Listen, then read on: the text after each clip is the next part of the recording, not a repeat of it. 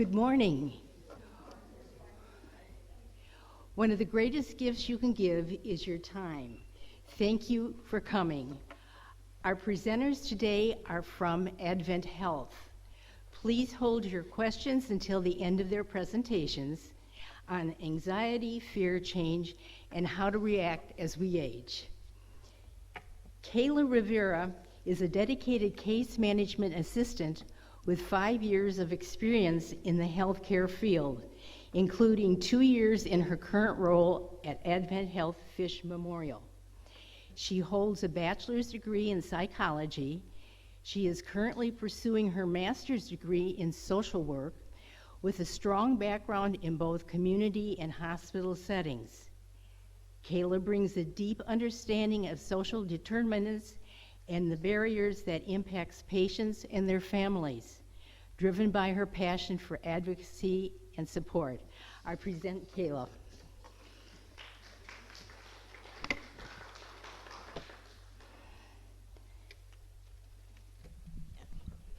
Hi, good morning. So today, I just want to, sorry, I just want to be honest, this is my first time, so I'm a bit nervous.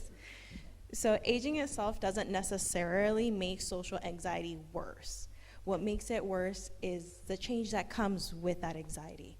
So for instance, as we age, many things around us will change. For instance, today you were at home, you had your own home, you guys were working independent. Now you see yourself moving to a whole complete different facility. You don't know anybody. Changes come with everything that you see. So when we talk about anxiety, yes, it will be accompanied by any change in life. We always have change. Life is about change. We grow with that change. So you go from retirement to being active, going to work, taking care of your children. Then you see your children grow up, they move away, then you move away from something that you know every day. So this is something that comes with that. A way that we can see anxiety is aging. We can reframe that as a growth with that. You can stay connected with loved ones. For example, in this community, I see that everybody is very nice and welcoming. You create friends, you develop different resources, like you participate in what would be, I heard that there was a knitting group, which is very good. You stay social. That is something that helps with anxiety. You explore new ways to adapt to your aging. We all do, in one way or another. Something that does help me personally with anxiety, I have very bad anxiety. I'm not gonna lie about that. Life is complex. We don't know what's gonna happen tomorrow, for example. So I learned this in school. It's called the 3-3-3 rule. So you're gonna notice 3 things around you. You're gonna then identify 3 sounds that you hear, and then you're gonna move 3 parts of your body. It sounds weird, it sounds complex. It's actually takes your mind off of what you were stressing about, and it redirects that towards, let's calm down, and then let's reevaluate the situation. It does help for me. It does help my 7-year-old son who suffers from really bad anxiety. Anxiety is normal. It is something that no matter how old you are, you will experience anxiety.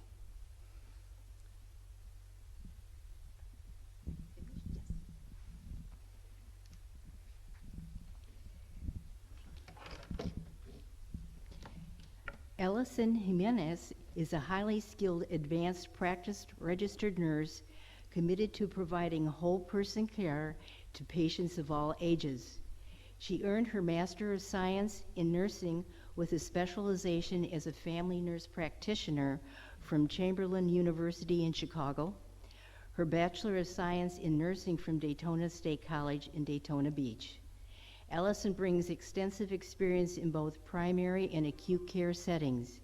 She is proficient in managing acute and chronic conditions such as diabetes, hypertension, hyperlipidemia, and obesity while promoting wellness and preventive care.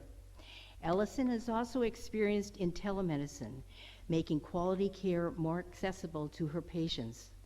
Her contributions have earned her multiple Daisy Award nominations throughout her career at Advent Health. As a dedicated provider of compassionate, evidence-based care, Allison supports her patients' physical, emotional, and spiritual well-being. Thank you. Thank you. Good morning, everyone. Now, I will open up by just saying something. I was so nervous to come here because I saw a patient this week. I'm with Dr. Courtney St. James, if any of you guys have her as your primary. I'm with her in Deltona. And he told me there are 700 people who live in the John Knox Village, and I was like, I have to speak in front of 700. So thankfully, there's not that many, but thank you guys for all coming today. I'm so excited to speak with you. So this is going to be a little, informational, but also some humor to it too. So my name's Allison. As you know, I'm a nurse practitioner. Today we're going to talk about a few things that all of us, regardless of age, encounter at some point, like Kayla mentioned, anxiety, fear, and change. Now, I know what you're thinking. Oh, great, here comes this 30-something-year-old coming to talk to us about all the things that keep us awake at night. But don't worry, I'm not here to scare you, but to hopefully change your mindset on aging. As we get older, change is something that we cannot avoid, like the extra pair of glasses you suddenly need to read the cereal box, or the fact that your knees now sound like Rice Krispies when you stand up. But despite the jokes, aging does come with its challenges, and sometimes those challenges bring anxiety and fear. Today, I want to talk about how we can navigate those feelings with a little more grace, humor, and resilience. So anxiety, as Kayla mentioned, is not just for the young folks, right? When you think of anxiety, you might picture a younger person pacing the floor, waiting for a big presentation like we are this morning, or a first date. But guess what? Anxiety doesn't have an age limit. In fact, I think it gets louder as we age, right? Suddenly you're worried about everything, your health, your finances, and if you've taken your medication or you just imagined it. I wear glasses in front of the computer, but I'm always like, did I forget them, or are they on top of my head, right? Anxiety is common at every stage in life, and for many older adults, it's the uncertainty of what's coming next that can really keep you awake at night. Here's the thing, feeling anxious about changes like health or finances is completely normal, but when the anxiety starts to get in the way of your everyday life, that's when we need to do something about it. And no, I'm not suggesting you go around in your pajamas staring at the walls, though if you're in your own house and comfortable, we won't judge. The point is, anxiety can be managed, whether it's through relaxation techniques, talking with someone you trust, or even seeking professional help. We've got tools to help manage that pesky feeling. And trust me, I've seen plenty of patients who have gone from I can't leave the house to let's go for a walk around the block. I know you will enjoy the rest of what we have to talk about today and the Q&A coming up. And so I'm going to keep going with this. And let's talk about fear. So as we age, the list of things we fear tends to grow, whether it's losing our independence, dealing with health issues, or let's be honest, forgetting where we parked the car. I do that too. There's always that fear of becoming a burden on others. I know that one's a heavy hitter, but let's be real. It's one we all think about at some point, right? We do our life planning, and we have to start thinking about those things, our children, what we want for our health and our wishes. So I can't promise you'll never fear anything again, but I can say the more you can verbalize those fears, the less power they have over you, right? Fear loves to grow in the dark, but once you shine a light on it by discussing it with someone, whether it's a loved one, a friend, a chaplain, or a healthcare provider, or even a social worker, it becomes much more manageable. After all, you're not alone in this. And hey, if nothing else, remember that we all fear something. My fear is walking into a room and forgetting why I'm there, and that happens all the time. It happens to the best of us. I can honestly relate to my patients in this, and sometimes we become forgetful because we are holding on to fears or not getting help with the stressors in our lives. So change is not only what the cashier gives you. We all know change is inevitable. Like when your children grew up, and this is kind of what you said, when your children grew up before your eyes and moved out of the home, or you started to not recognize that person in the mirror, or have had to move your life around secondary to losing independence. The older we get, the more we notice these changes. Some are subtle, like needing reading glasses, while others are a bit more noticeable, like realizing you can no longer do a cartwheel. Please don't try that. Honestly, I don't even think I can do a cartwheel anymore. I have a 5-year-old daughter who's in gymnastics, and cartwheels are an everyday occurrence at our house. Change is often something we resist, especially when it challenges what we've been used to. But here's where the fun part comes in. Change doesn't have to be a bad thing. In fact, change can also be a blessing in disguise. Maybe you've downsized your home, and now you have less to clean. Or perhaps you've got more time for hobbies you always wanted to try. Change can open doors to new opportunities, even if those doors are ones you just never noticed before because you were too busy trying to remember where you left your keys.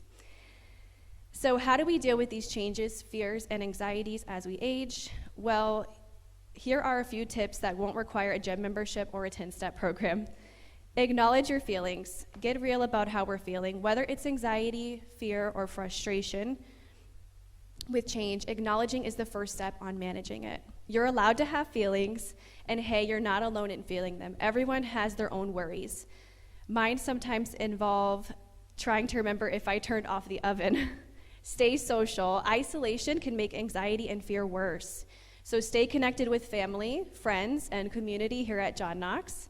And if you don't have a big social circle, try joining a group that shares your interests. You'd be surprised how much a good laugh with a group can help reduce stress. Move your body. Exercise isn't just for the young. Trust me, moving around, whether it's walking or doing some light stretching, helps reduce anxiety and can lift your mood. Plus, who doesn't like a bit of fresh air? That weather today is so nice. Practice mindfulness. It doesn't have to be a big production. Just take a few moments each day to focus on your breathing and something positive. It can be as simple as savoring a cup of coffee without checking your phone. It's the little moments that make a big difference. Don't be afraid to ask for help. Seriously, this one is key. If anxiety or fear is getting the best of you, don't hesitate to reach out to a professional. We're here to help, whether it's just listening or offering strategies for coping. And I promise we are much friendlier than the receptionist at the DMV. Focus on what you can control. We can't control everything, but we can control how we react. So embrace the little things that bring you joy. Maybe it's sitting in the sun after you apply your sunscreen, enjoying your favorite show, or doing something you really enjoy, as long as it's not going to increase your blood sugar or your pressure, right? Just kidding. All right, here's my conclusion. To wrap things up, I want you to know that aging is not a curse, it's a privilege. I completed a rotation during my program with a local internal medicine physician, and his patients would always say to me after talking about arthritis or something that was bothering them to not get old. And the doctor would always tell them in response, do you want her to die young? And it's so true. Aging is a blessing. Yes, change can be challenging. Yes, fear and anxiety are a part of that natural process, but with the right tools, support, and a good sense of humor, you can face whatever comes your way. Remember, the goal isn't to eliminate anxiety or fear completely, but to learn how to manage them. And sometimes the best way to deal with change is to laugh at it. After all, if you can laugh at yourself, you've already won half the battle. So we're going to play a little game. It's a little silly. It's called Would You Rather. So I'm going to ask two different prompts. The first one I read will be number 1, and then the second one is number 2. So if you want number 1, you're going to put a number 1 up. If you would like number 2, you're going to put a number 2 up. So would you rather, number 1, have all your prescription medications mixed into one pill, but when you take it, you sing opera for 30 minutes, or have to do 10 push-ups every time you forget where you left your keys? 1 or 2? 0. Someone put a 0. I love it. All right, we went with, okay. We have mostly 1s, but we have some 2s. All right, would you rather, number 1, have the doctor communicate only with you through interpretive dance, or get your daily exercise by chasing a runaway shopping cart down the parking lot every time you go to the store? We have a lot of 1s, we have some 2s. Would you rather only be able to eat food that is pre-blended into a smoothie, no matter what it is, like a pizza smoothie, or have to wear orthopedic shoes that play your favorite tunes when you walk? Oh, okay. It's like a new invention, like shoes that play music. That's kind of nice. All right, we'll do one more.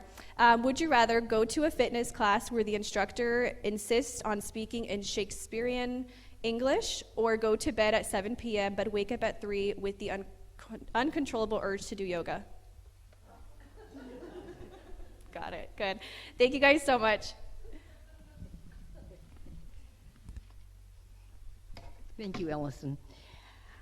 Mackenzie Vendham has been serving as a chaplain in Advent Health for 6 years and currently serves as a chaplain manager at Advent Health Fish Memorial, a role he has held for the past 2 years. As a board-certified chaplain, he considered it the utmost privilege to provide spiritual support, comfort, and strength to patients, families, and team members as they navigate illness, loss, and the challenges of healthcare. With a deep commitment to extending Christ's healing ministry, he strives to create spaces of peace, hope, and compassion for all those he serves. Matt. Thank you so much, Mary Ellen. Good morning, everyone. Thank you so much to Kayla and Allison for being here with us today. I wanted to ask you, can some of you share what have been some of the joys of growing older? What have been some of the joys of growing older? We have a hand, yes.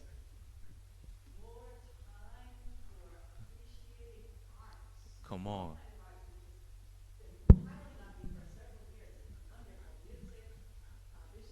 Uh-huh. Uh-huh. More time for the arts, to actually be still and to enjoy the art that surrounds us, the beauty that surrounds us. Yes, we have 2 people up here. I see that, yeah. I'm looking forward to that. Yes, my friend. Grandchildren.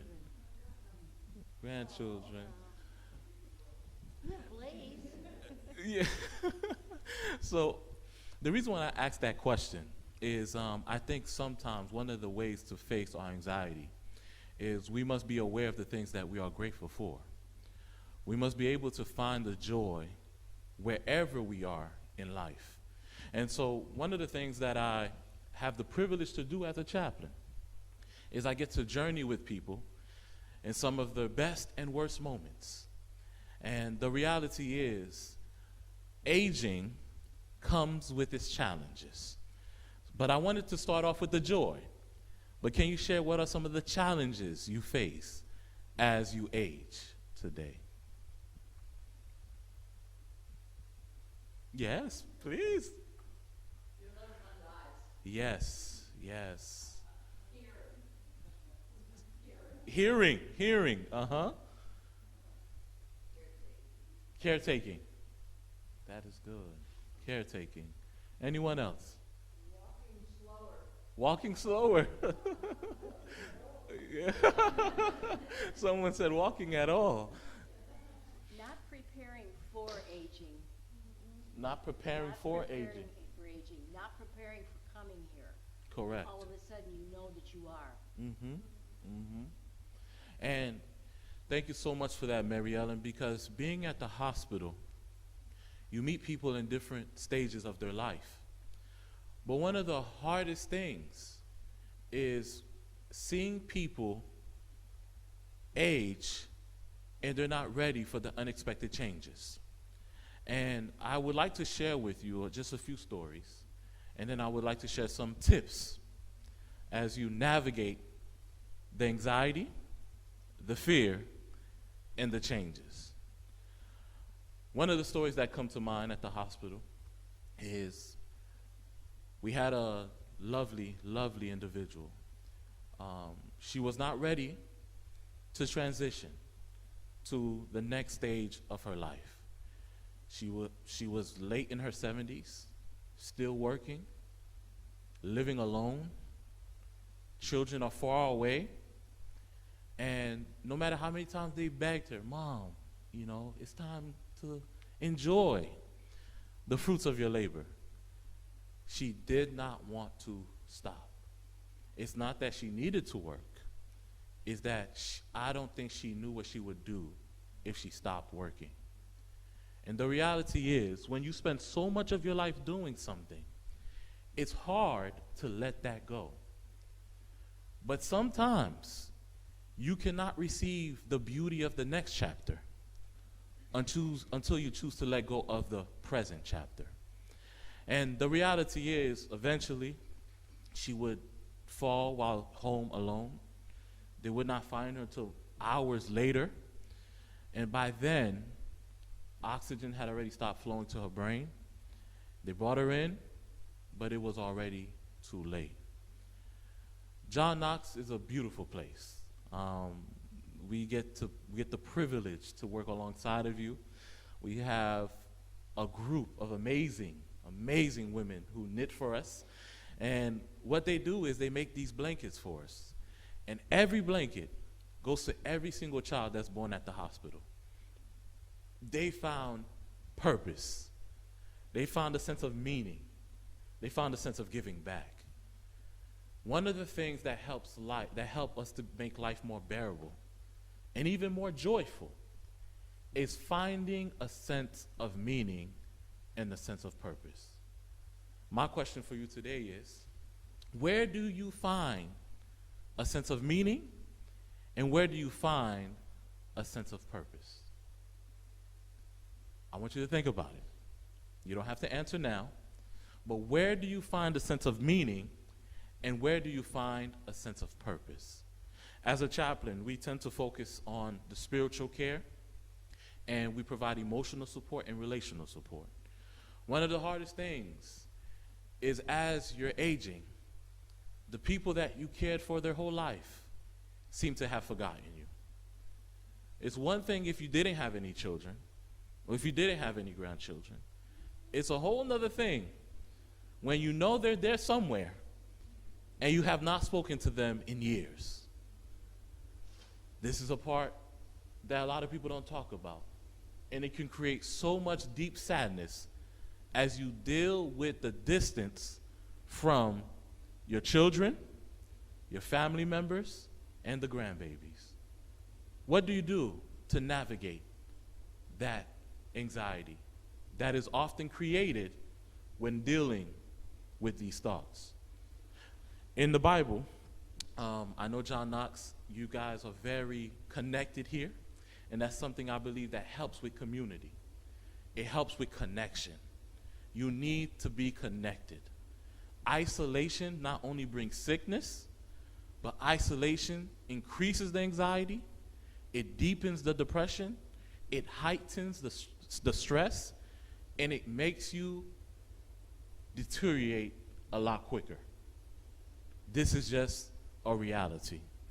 And so, I have another question for you.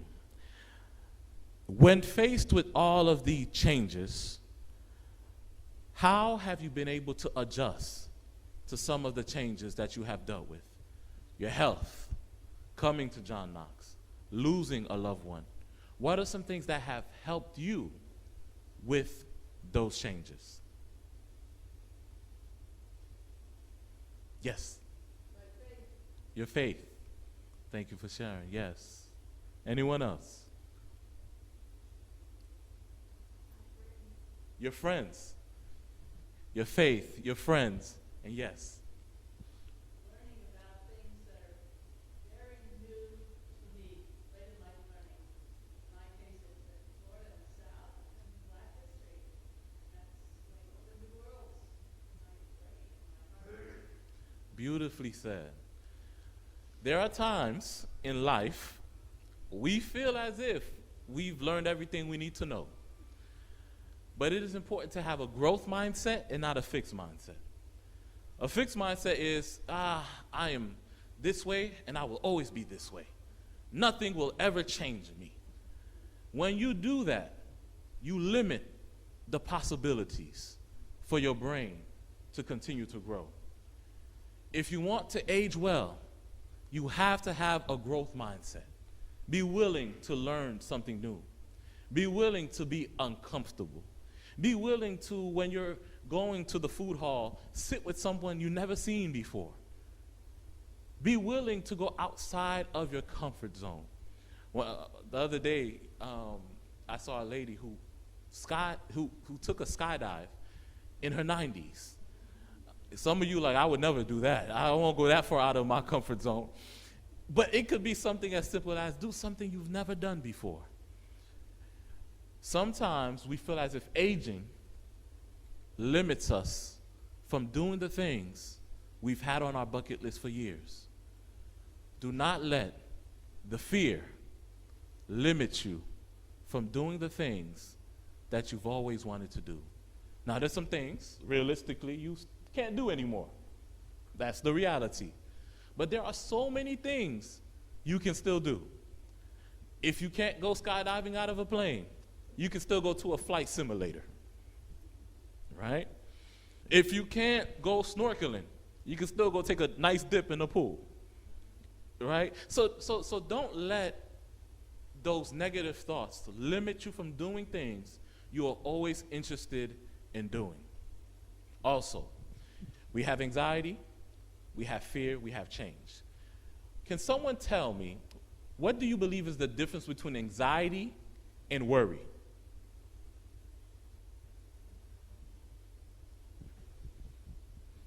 What are your thoughts? There's no wrong answer. For you, what's the difference? Yes? Oh, no worries. What do you believe is the difference between worry and anxiety? Is there a difference? Yes.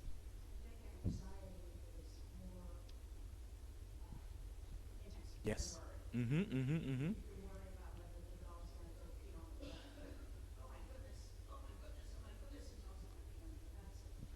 I like that. That's a good difference. So, alongside what you're saying, beautifully stated. Worry is more temporary. It's a temporary cognitive response to a specific concern. It often involves problem solving and can be controlled or managed. Anxiety, however, is a more persistent emotional response that often feels overwhelming and out of proportion to the actual threat. Worry is when we see what's happening and it causes concern. Anxiety is when we look at what's happening and we turn it into the end of the world. And what I've noticed in the years that I've been able to care and support those who are aging is that oftentimes their anxiety is rooted in something that they have made a lot bigger than it actually is.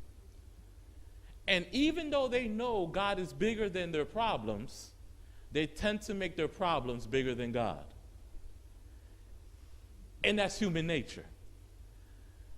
How do you deal with this? There's a few things. Number one, you must acknowledge the reality of anxiety and fear. Until you acknowledge it, you cannot address it, you cannot overcome it, you cannot manage it. You must acknowledge it. Be honest with yourself. Do not deceive yourself. Do not try to make it seem, I have every reason to feel this way. You may have every reason to feel this way. You may.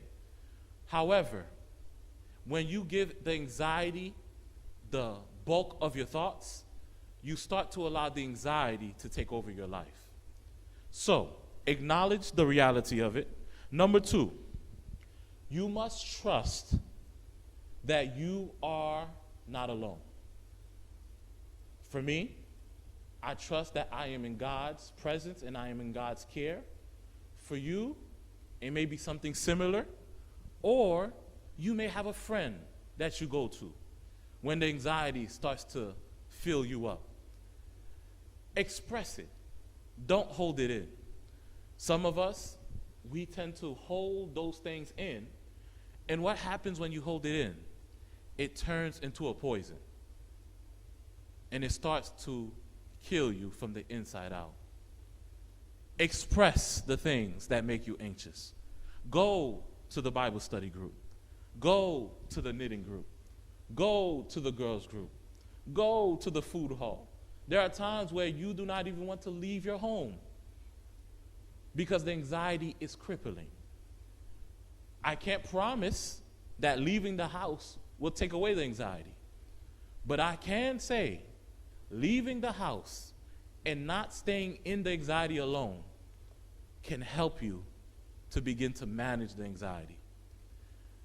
Life is heavy. It's much lighter when you do it with other people. Life is heavy. It's much lighter when you share the load with other people. Number 3, we must embrace change, because if you do not embrace the change will take place anyway. It's the reality. No one likes change. But there's 2 things I want you to remember. You can either be change resistant or you can be change resilient. Change resistant or change resilient. What is the difference? Change resistant is when the change comes, you double down and say, I will not deal with this change no matter what. And then what happens? You have to deal with it no matter what.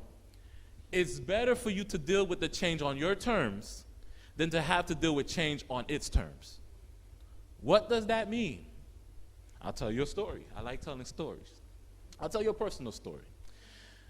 Being a chaplain, I am a pastor. Being a pastor, we also have to deal with aging. If you are not married by the time you're 30, stay with me now. If you are not married by the time you're 30, aging, you are deemed to be someone that everyone must reunite forces for to save from loneliness. There is a common thought that if you are a pastor and you are not married by 30, you need emotional support. Whether you ask for it or not, everybody has a wife for you. And the reality is, everyone is thinking about the person being married, but they don't think much about being happily married. And so, my 30th birthday was approaching. The pressure was on.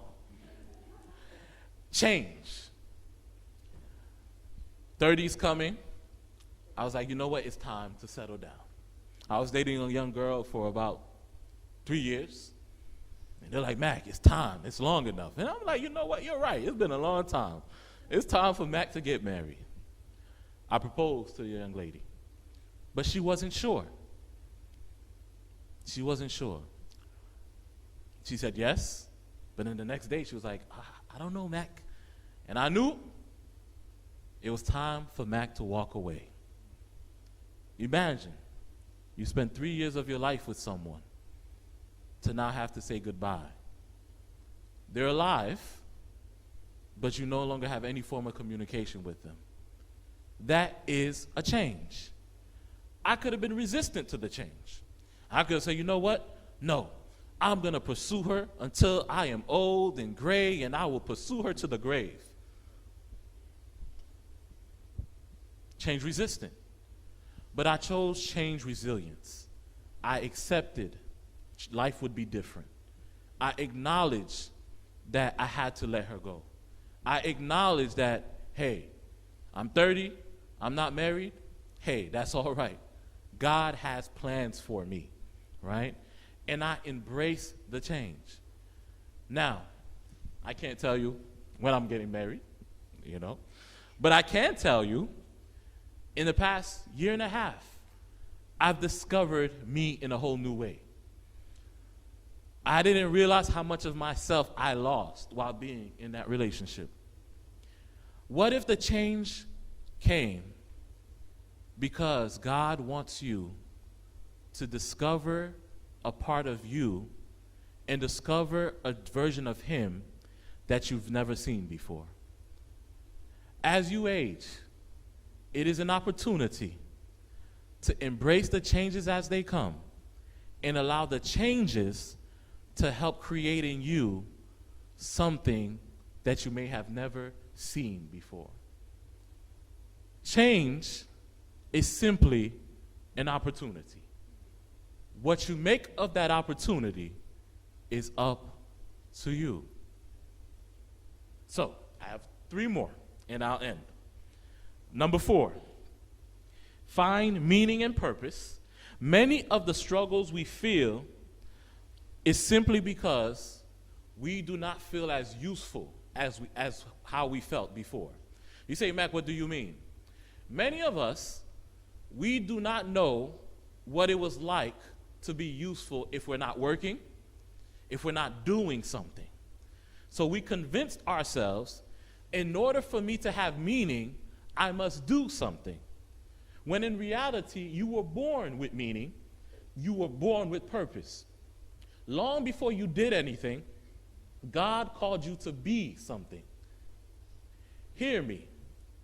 You can still find meaning because you were born with a purpose. You may not have a job, but you still have purpose. You may no longer be able to pay the bills that you used to pay. That should be a blessing. You still have purpose. You may no longer be able to have the budget that you once had, but you still have purpose. The question is, just because you are living, it doesn't mean you are living purposefully. Find a purpose.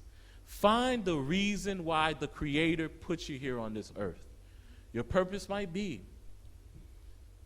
the person that energizes people. Your purpose might be lifting up people when they're discouraged. Your purpose might be starting a knitting group to create blankets for babies at the hospital. Your purpose might be creating a grief support group or supporting the grief support group that already exists to help people who are grieving. Your purpose might be, hey, I'm going to make it my mission to visit people I have not seen in a while. If someone doesn't leave their home, visit them in their home. Find something that helps you to feel purposeful. Just because you don't have a job or something to do, you can always be. Don't always look to do something. Make it your priority to be something. Be the compassion that you want to see in the world. People are always telling me, Mac, you know, this is bad, this is bad, this is bad, this is bad. Oh, I hate this, I hate this, I hate this. I always tell them, be the change you want to see. How can you be the change if you're not willing to accept the changes that come? So I encourage you, call out the problems, but also be the change you want to see. If the place is lacking love, be the love that's necessary. If it's lacking compassion, be the compassionate person that the place needs. Does that make sense? I challenge you to remember the purpose that God put on your life. Number 5, face mortality with hope. So the reality is, one of the things that tend to happen is people are afraid of dying. And dying can be scary. However, if you lived a life filled with meaning, filled with kindness and joy, filled with a life of purpose, when the time comes for you to transition, it's a little less heavy. What do I mean by that? I've been there for, now I can say confidently, hundreds of people who have transitioned into another place. And what I've discovered is when people are filled with anxiety, it's hard for them to accept what will come next. But here it is. The people who say, I may not know definitively what comes next, but I know who I'm going with, I am not afraid. Those people tend to go on to the next part of life with a sense of peace. And I call it part of life because what I believe is that this is not the end. But I know some people do. Whatever you believe, when the time should come, do not hold regret.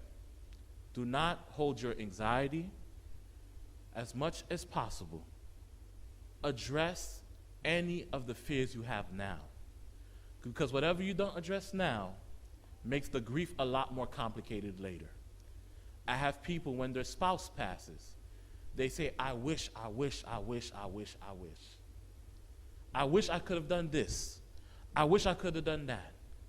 That is a normal human response. But while you're here today with your loved ones, give them all the love you can give them. Call the children. If you can, go and say, hey, I'm going to come see you. Make sure everything you can do, you do it now, because tomorrow is not promised. Grief is a part of life, but there is a healthy way to grieve. Choose to grieve in a healthy way. Have a community, have a source of meaning, have something that grounds you, and most of all, be willing to embrace the changes as they come. Anxiety, fear, and change. These three are inevitable. However, there are ways and decisions that we make today that will diminish our anxiety, that will diminish our fears, and that will help us accept the changes as they come. And so that ends my time. I look forward to the Q&A. I know that we're excited to answer some of the questions that you may have. But in closing, I just want to say this. Accept the changes as they come, but most of all, be the change that you want to see in the world. It's never too late to make a difference. Choose to do it.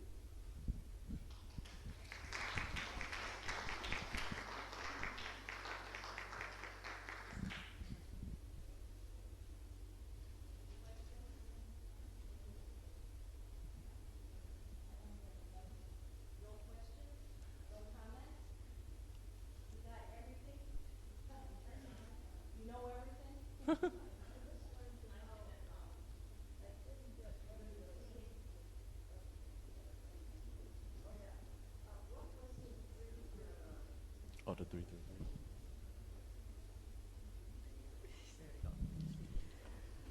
What was the 3-3-3 rule? I couldn't hear the three things. Of course. So the 3-3-3 rule for anxiety is you got to notice three things around you. For example, any colors of the walls, a car passing by, the ice cream truck, and then you're going to identify three different sounds. You can use the music from that ice cream truck, the birds, the wind. Those are three sounds. And then move three parts of your body. This will refocus your brain and calm your anxiety so you can challenge it a bit better.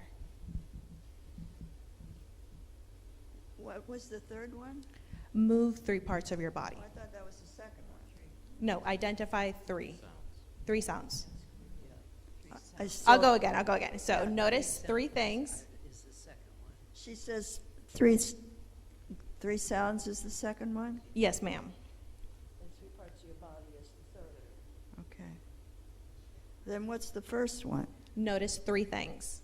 Oh, three things, three signs, Sounds. sounds, and three parts of your body. Yes, ma'am. Okay, thank you. You're welcome.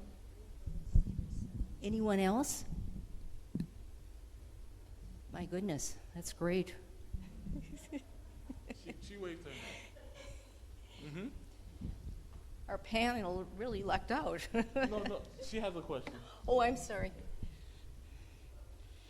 Yes.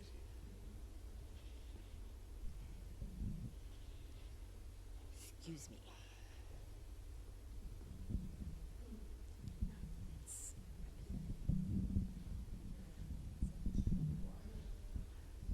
Well, I just had to say, Pastor Mac, that's the best sermon I've heard in years.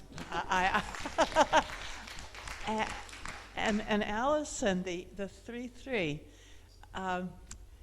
yeah, real useful, I think. Let me recap a little differently, see if, because I think we want it to stick with us. So the three things first are visual. We look, we see into the world outside us, yes? Yes, ma'am.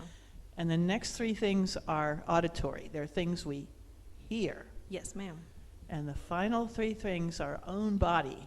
Yes. I was thinking of the talk the other day from Talina, our fitness director here, because one thing you all didn't emphasize a lot, but Talina did, is the importance of not just fitness in the formal sense, but movement. Yes.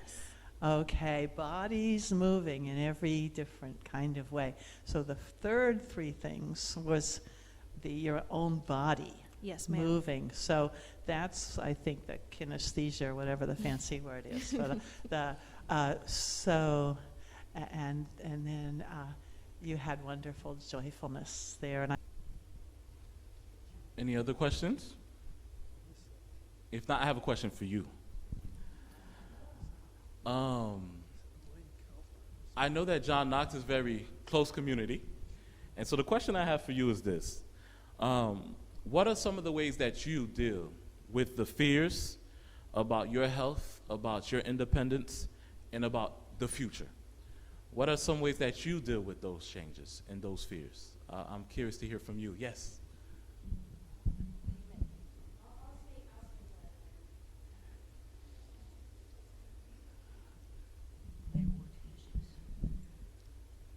I have a great porch, and I go out on my porch in the evening, and I look up at the sky, and I say, I don't know what's ahead of me, but I'm a-coming there, and if there's anything I can do to make my journey up there easier, I don't want to go down there, I want to go up there. So looking at the sky, following the stars, and what's up ahead of me, that's how I deal with stress and anxiety. Beautiful, beautiful. That's a good practice. Anyone else? Yes.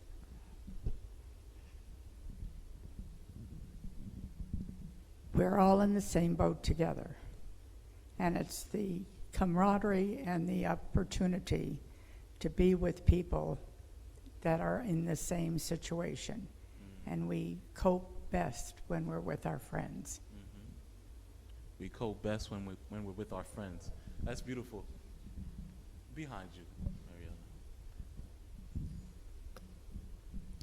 I'm sorry to say I haven't always done this, but I'm trying now to ask the Lord every day just for what I need for today.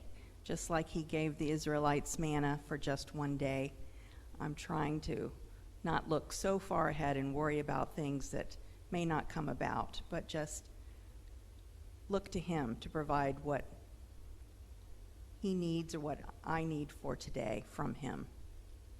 That's beautiful.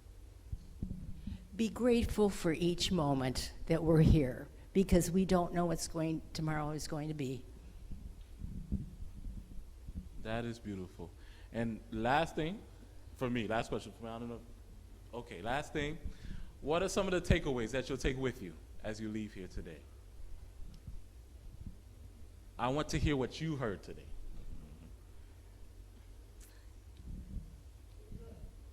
Okay, be good. Don't be anxious. Okay.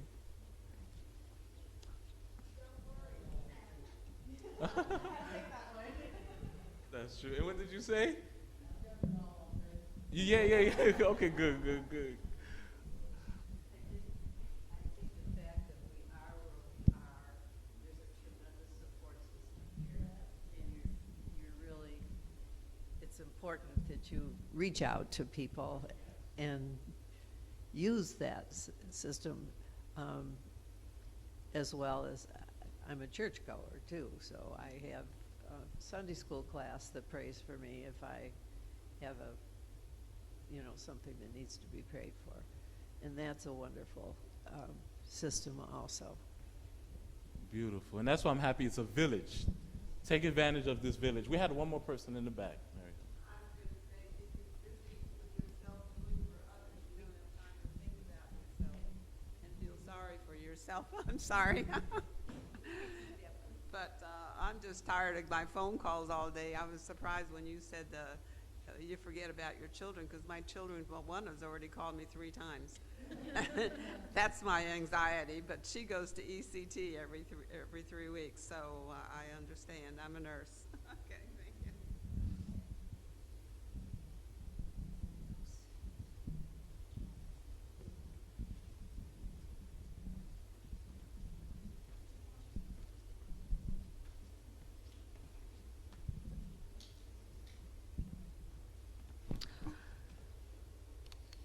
I have a thought. Why worry? It probably won't happen. On behalf of Late in Life Issue Program and the Healthcare Committee, thank you for sharing your insights and expertise with us. And Advent Health is blessed to have you as part of their unit and team. Thank you, thank you, thank you. Thank you, Mary Ellen. And Amanda.